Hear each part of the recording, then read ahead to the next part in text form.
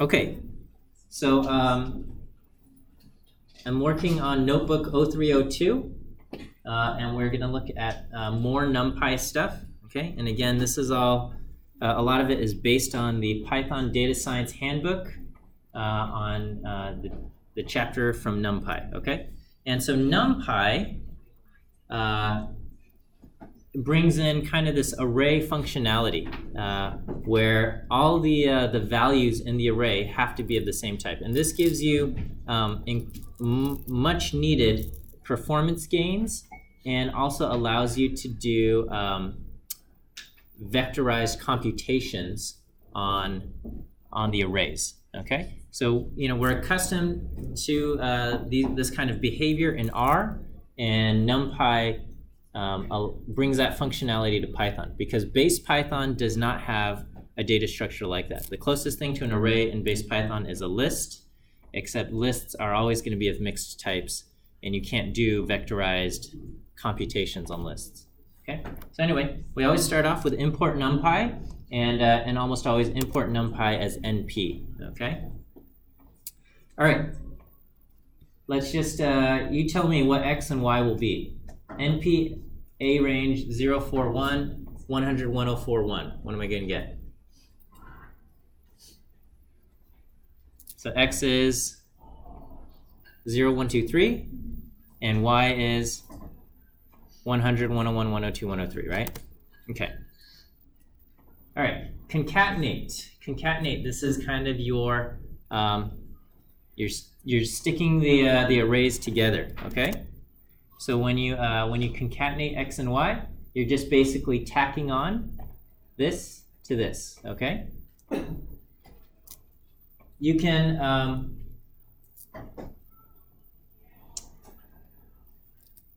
specify an axis on concatenate. Okay. So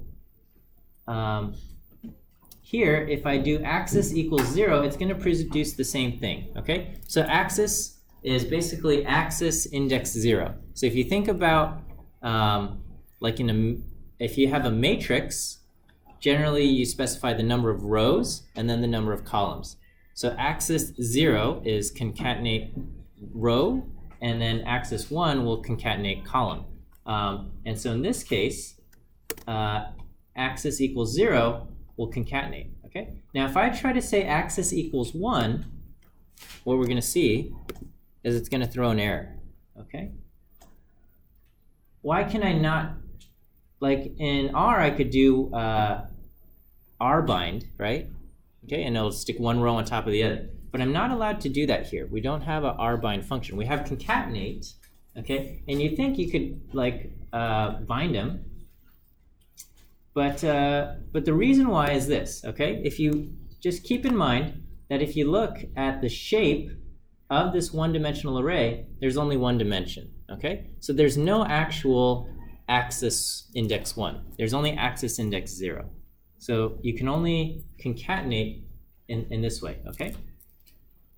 What you can do, though, okay, is there's a separate option called vstack, okay? And that will do what we want to do, all right? There's actually, I'm going to do something else here, is I can reshape x to be 1, 4, okay? And then I can reshape y to be 1, 4, okay? So this only returns after it's been reshaped, okay? It doesn't actually modify x or y, but then now I can do concatenate, okay? numpy.concatenate x.reshape and y.reshape, okay? And I can say axis equals 0. Oh, I have to specify reshape 1, 4, y.reshape 1, 4, and I have to spell correctly. What am I doing? Concatenate, what? Oh, I don't even know what happened there. Okay.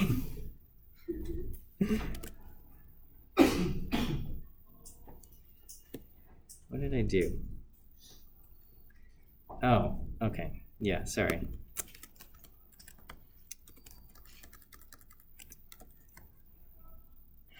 All right. So I'm concatenate. You give it an iterable of things to concatenate. So a list of what you want to concatenate. Okay, so you can concatenate there, or you can concatenate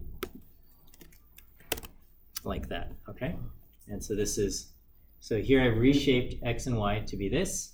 Okay, axis 0, you're concatenating the rows, and then here you're concatenating the columns. Okay. And so here we have v-stack, and you can do that there. Or you can kind of reshape them so that they are matrices with 2 dimensions and concatenate them appropriately. All right, so here is another example. Okay, these are both 2 by 3. Okay, the shape of x as a matrix is 2 by 3. The shape of y as a matrix is 2 by 3. The default behavior is axis 0. Okay. So concatenate along rows is the default behavior, and then axis 1 is exactly what we expect. Okay. And again, if you don't want to do concatenate with axis, you can do v-stack and h-stack. Vertical stacking, horizontal stack. All right, so these are your parallels to R-bind and C-bind in R, okay? So R-bind is V-stack, and C-bind, the parallel equivalent, is H-stack, okay? And then just the generic is concatenate, okay? And you can concatenate, and you can use, again, the arrays in Numpy are n-dimensional. You can have like 4-dimensional arrays, and concatenate will allow you to concatenate among higher dimensions, right? So H-stack and V-stack only work on the first 2 dimensions, okay? Index 0 and index 1. But then you can concatenate on index, 2 and 3 and so on and so forth. Okay, all right. Numpy allows us to do vectorized math, right? So here's x and here's x, 0, 1, 2, 3, and y, 101, 101, 100 through 103, and then we got 0 through 5 as an x matrix, xm, and then ym is 100 through 105. Okay? So any of these things we can do vectorized things. So we just, technically this is called broadcasting. We broadcast 5, and we add 5 across all the values in there, okay? If we do this, we get element-wise addition. So it'll be 0 plus 100, 1 plus 101, 2 plus 102, and 3 plus 103. Okay, so it does element-wise vectorized addition. You can do take the 5 and apply it to a matrix, okay, and it broadcasts that. So it's going to basically make a matrix of equal dimensions, so 2 rows, 3 columns, and it's going to add that to this matrix, okay, to the original 0, 1, 2, 3, 4, 5 matrix. All right, and then xm and ym, again, element-wise addition, and we get exactly what we expect, right? 100, 102, 104, 106, 108, 110. Okay. All right. So if we look at x and y, we got 0, 1, 2, 3, 100, 101, 102, 103. And you can do a dot product, right? So the dot product is element-wise multiplication summed up, okay? So it's basically x times y, which and then summed up, right? So I can take x times y, and if I throw this into we're going to get the same thing as the dot product, okay? If we do this as a matrix, let me, okay, and then the matrix here, sorry, this should be down here, okay? xm times ym, okay? Again, this is going to just be element-wise multiplication. Okay, so you get 0 times 100 is 0, 1 times 101 is 101, 2 times 102 is 204, so on and so forth. So element-wise multiplication. All right. What's the other kind of multiplication if it's not element-wise? Matrix multiplication, right?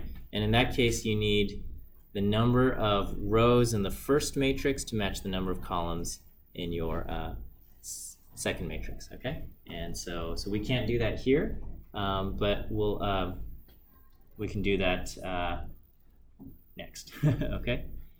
All right.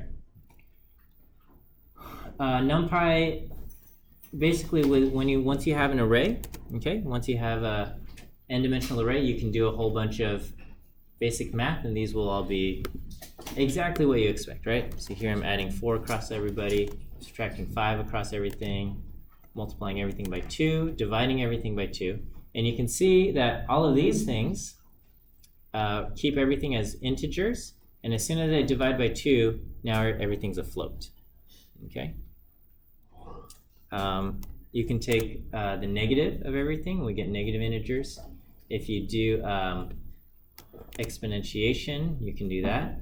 Okay, so this, again, this is something just I constantly make the mistake of typing in Shift 6, the caret there. Okay, and I get an error, and I'm like, wow, you know.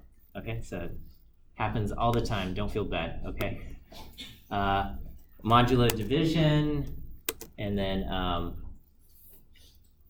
absolute values. Okay, I don't think this is anything surprising, right? All right, you can do your trig functions, okay? And so here I'm creating, what is this gonna do? So from 0 to the value pi, okay? So pi is a constant, but unlike R, it doesn't exist in base Python, okay? It exists as part of the Numpy package, okay? So once we've imported Numpy, we have access to the constant pi, but it doesn't exist in base Python. So here we have np.pi, and so I'm going to make an array going from 0 to pi. Total length is 5. And when you do linspace, we include the endpoint, right? So what am I going to have? 0, and then the last one is pi. The first one is 0, and we've got 3 other elements in between, and they're equally spaced. So what will we have? Pi over 2. I'm sorry, pi over 4, pi over 2, and 3/4 pi, right? Okay, so that's what we get. Okay, so this is quarter, half, 3/4, and 1 whole pi. Okay, so if I throw this into sine, what do we get? You will break your high school pre-calc teacher's heart, okay? Or algebra 2. Okay, what do we get? Okay, 0, root 2, square root 2 over 2, right? And then 1. Okay, come on, you guys. All right. Okay, so 0, and then basically 0.707, 1, 0.707, and then basically 0, right? Okay. All right, cosine. Okay, so you start at 1, and you go down, and you, okay. Yes, all right. And then tangent. What do we get for tangent? When does it go off to infinity? Yeah, okay, so at pi over 2, we get something. This isn't exactly infinity, okay? It's a long way off from infinity, but you get a very big number, right? 10 to the 16, okay? And then over here, just coincidentally, we get 10 to the negative 16, so basically 0. Okay, so anyway, those are your trig functions, which could be useful. Okay, you got the log functions as well, so np.log.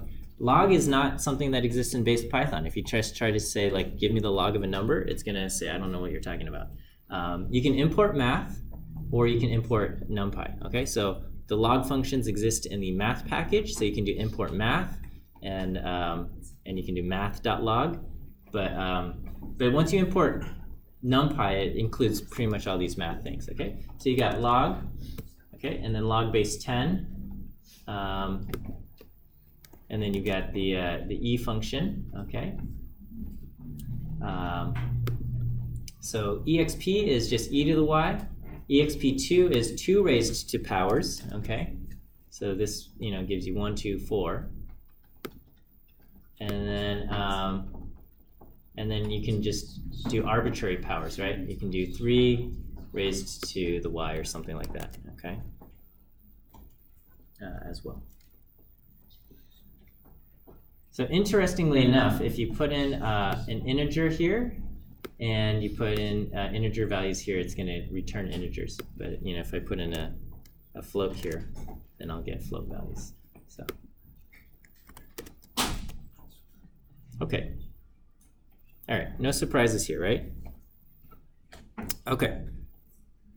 We have sum, the function sum, and Numpy has its own version called np.sum, okay? And the behaviors are slightly different, okay? Slightly different. So here is a range 100, so this is the digits 0 through 99, okay? And if I ask the sum of this, what's the answer? Do you guys remember the sum of the n integers?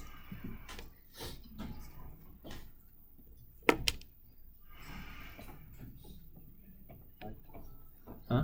N times n plus 1 over 2, right? Do you guys know the apocryphal story of Friedrich Gauss doing this when he was 8 or something in grade school? Okay, well anyway, you should look it up. All right. Okay, so if we do sum, we get 4950, right? Okay, and then np.sum seems to do the same thing. Okay, so no surprise here. Here is something called a magic function. We talked about magic functions already. This is something, a feature of IPython, and there's a function called timeIt.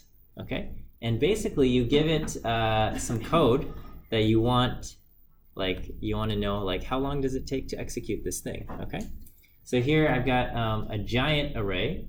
I don't know about giant, but 10,000 random numbers, okay? 10,000 random numbers. And here, I'm going to ask the sum of this big array of 10,000. I'm going to ask it to time how long it takes. And here, I'm going to have it do np.sum, doing the same thing, okay? Now, when you do timeIt, it basically runs this operation 1,000 different times or 100 different times. It basically runs it multiple times, and it times how long it takes on average. And if timeIt is pretty interesting. It knows to scale it up a whole bunch of times. If it's a short operation, it'll do it 1,000,000 times, and if it's a long operation, it'll only do it 1,000 times or something like that. Okay. So anyway, I run it, and it takes a few seconds. Okay. It's still running. Okay.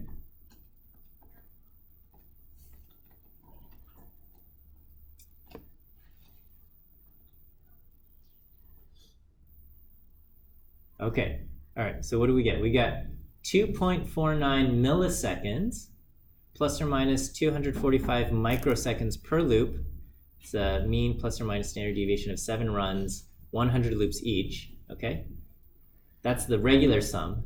The np.sum takes 17.6 microseconds, okay? So this is 1/1000th of a second, and this is 1/1,000,000th of a second. So this is on order of 100 times faster, okay?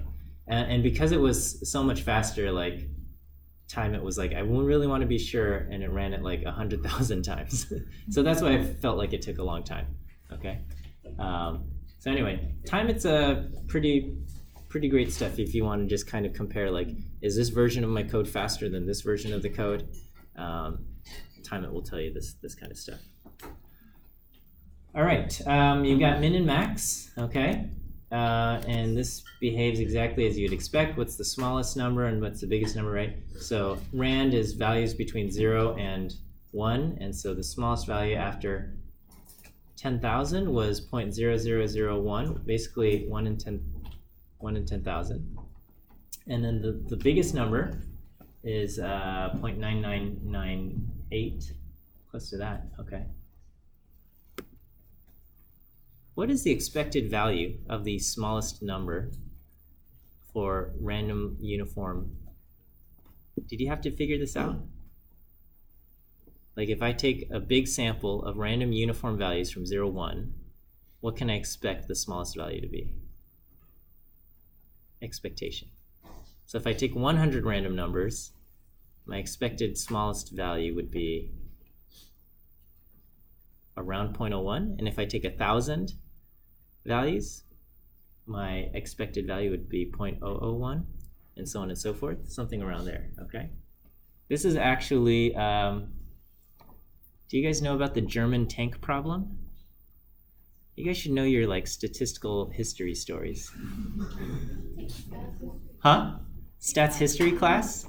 Yeah, I'm gonna run out of stories after the first day though. Yeah, so during World War II, I think, or was it World War I? Okay, anyway, big difference there, but okay. So Britain was trying to figure out how many tanks the Germans had, and so what they did was they were like, okay, we blew up this tank, and we looked at it, and it had this serial number, okay? And then we blew up this tank, and we looked at this number, and then we looked at the serial number, and it had this number, okay? And then, and they just said, well, if we assume that the serial numbers just started at 1, and they go 1, 2, 3, all the way up to this, you know, based on how many tanks we've basically observed, and, you know, the biggest number that we have recorded in our data, we can project that the biggest number that they have total is this, and this is like their thing. And they did that, and then after the war was won, they went through and they figured out, and the statisticians were very, very close to the real number. Let's look this up. German tank problem. It's got its own Wikipedia page. Look at that. Okay.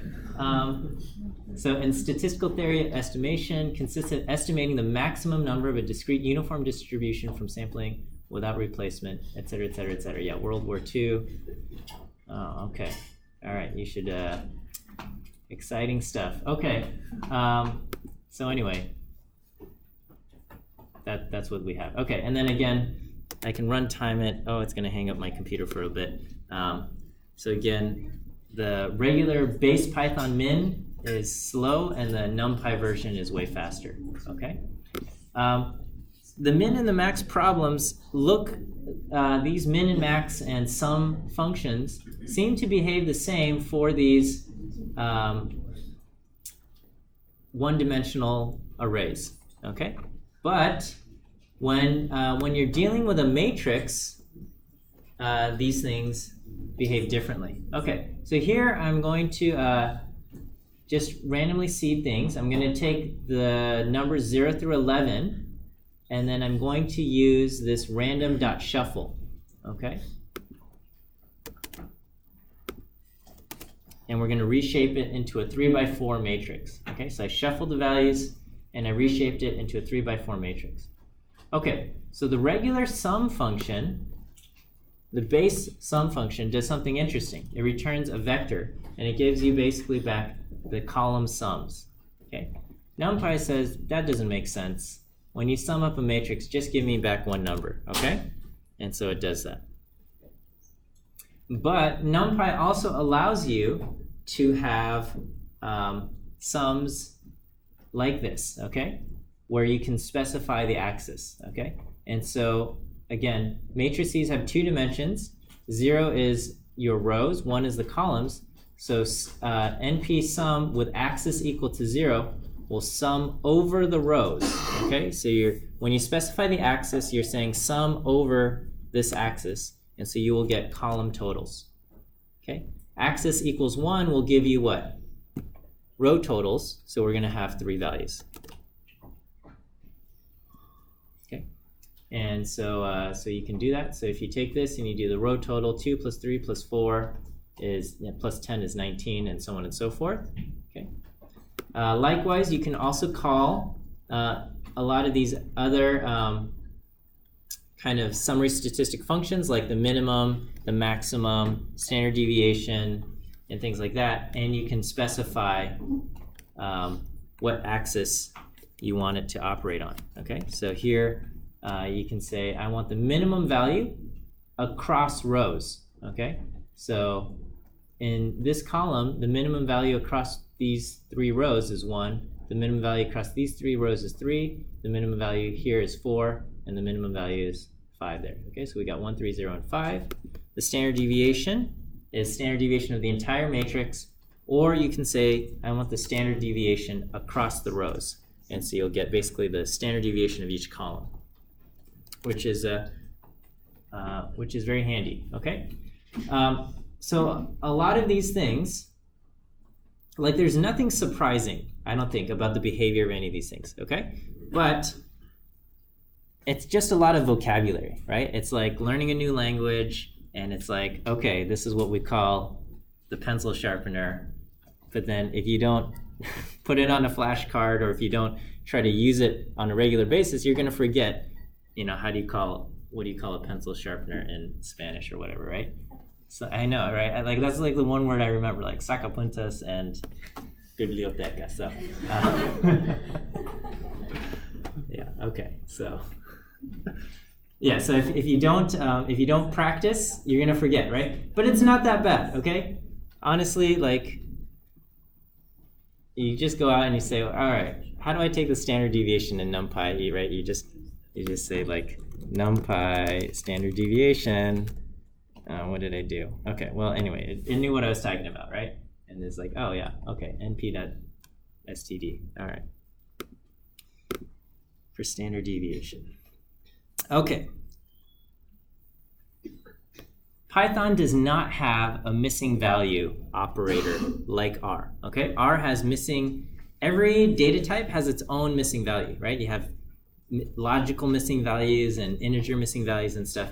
In Python, we only have one missing value type, and it's technically not even a missing value. It's just nan. Okay, so we have nan, and you have to create this using either this float operator, or you use, sorry, this is it, okay? So you basically say float, and you create a nan object like this, okay? And this will directly create a nan object, okay? And if you say, what is x? It's gonna say nan, and it's gonna be of class float, okay? Similarly, you can do infinity values, okay? Right? And some of these things will result in nan results, right? So y is infinity, and we ask what is infinity divided by infinity. It says it's not a number, or infinity minus infinity, it also returns it's not a number, okay? Whereas I think if you divide by 0, let me just try this, 1 divided by 0. Oh, okay, it just says that's a division error, okay. All right. X is nan, right? So if I do nan plus 2, what am I going to get? Okay, I'm going to get nan, all right? What you can do is in NumPy, you can do what's called nan sum, okay? And this is the equivalent in R. You can basically sum with na.rm is true, where you tell R to ignore the NAs and don't include them in the calculation. And so you can do that. Whoops. And it's going to say, when you take a nan and you add 2, you get 2. Now, why is it returning 2.0 and not just 2? Because nan is float type, right? So as soon as we put in a float type, it becomes float type, right? All right, so there's all of these things. You've got the sum and the product and the mean, standard deviation, variance, and stuff. And then if you want the version where you're going to just ignore the nans, okay, right? Because if you give it any kind of array that includes a nan value, all of these will just return nan. It's going to return basically not, I can't figure this out. And so these are just the nan versions, okay? okay, of all of this stuff, okay? There's no NaN version of any or all, okay? Which I think makes sense, okay? And I don't know if you guys remembered, like if you throw in a NaN into all, you get, you'll get a missing value unless everything is true already or something like that. Okay, so you get that. And again, as always, if you forget, you can do numpy sum with NaN, okay? And the first hit is generally exactly what you want, right? NaN sum, right? So, okay, this is the last section. This is called broadcasting. This is some of the weirdest stuff that happens in NumPy, okay? But once you get used to it, then it all makes sense. But the first time you see it, it's very uncomfortable, okay? The first time you see it. And it's kind of like the idea of recycling values, but it does a little bit strange, okay? So here I've got two arrays, 1, 2, 3, 4, 5, 6, and if I sum them, it does 1 plus 4, 2 plus 5, 3 plus 6, and I get 5, 7, 9. No problem, okay? This will not work. If I take A as 1, 2, 3, and C is 7 and 8, I cannot add these together, okay? Because it's going to try 1 plus 7, 2 plus 8, and unlike R, it doesn't recycle things that mismatch, okay? So this gives me a problem, okay? It says I can't broadcast with shapes 3 and 2. Okay, here E is 3 by 3, and it's full of ones, okay? And what I'm going to do is I'm going to add A to E. Okay, so A is 1, 2, 3, and I want to add it somehow to this thing of 1, 1, 1. Okay, and what it's going to do is it's going to take A and it's going to broadcast it so that it has the same shape as E. Okay, so it's going to basically multiply these rows to match the shape of E, okay?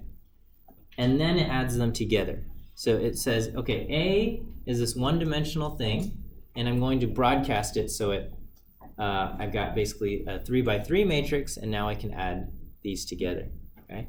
Now, if you wanted to do it the other way, where you want to broadcast A so that it becomes a column, and then multiply it out, you can do that. So here I can reshape A to a column matrix. I have to do reshape 3 by 1, okay? And then when I do E plus the reshaped A, it's going to take this, it's going to see this, and it's going to broadcast this column and multiply it across, okay? Or not multiply it across, but broadcast it across so it forms a 3 by 3 matrix, and then it will add the two together. And we get this, okay? A row of 2s, a row of 3s, and a row of 4s, okay? Okay, let's go back here. If I take A and B and I vertically stack them together, I get this, a 2 by 3 matrix. Here's A once again, okay? I can do D plus A, all right? And this will broadcast, no problem, okay? I'm just adding 1, 2, 3 across the rows. I get 2, 4, 6. I add 1, 2, 3 to 4, 5, 6, and I get 5, 7, 9.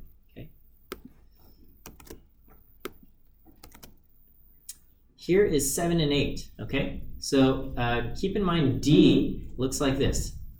D is 1, 2, 3, 4, 5, 6, and C is 7, 8, okay? And so if I try to do this, it complains, right? It says they don't have compatible dimensions. I've got a 2 by 3 matrix, and then I've got an array of length 2, okay? What we have to do is we have to reshape C so it becomes a column, and then we can do it, okay? So I can take D, which is 1, 2, 3, 4, 5, 6, and I can take C and reshape it so it's the column 7, 8, and then it gets broadcast into a 2 by 3 thing, and then it adds those two together, okay?